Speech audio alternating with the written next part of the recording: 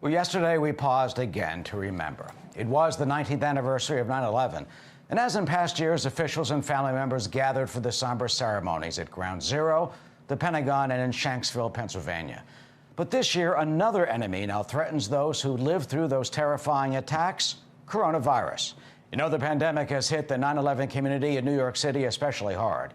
68 types of cancer, COPD, bronchitis, and lung issues have been diagnosed as some of the underlying conditions that survivors now suffer, those who made the virus especially dangerous and deadly to them.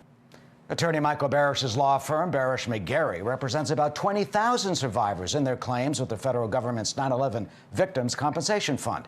He says so far, about 100 of his 9/11 clients have died from the virus.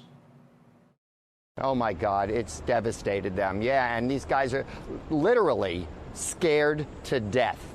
They are so frightened when they go outside and there are people not wearing masks.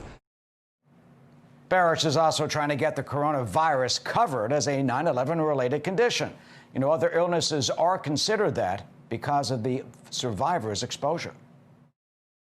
But for their underlying 9/11 illness, they wouldn't have died of COVID. They would have been like a lot of other people who survived it. But they didn't have a chance, Eric. And that's what's so infuriating. These people were victims back in 2001, and they're victims now again. So we're going to be fighting the Victim Compensation Fund to get them the justice that they deserve.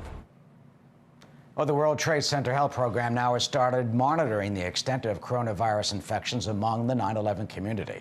You know, about 400,000 people were exposed to all that toxic dust and that cloud when those towers came down.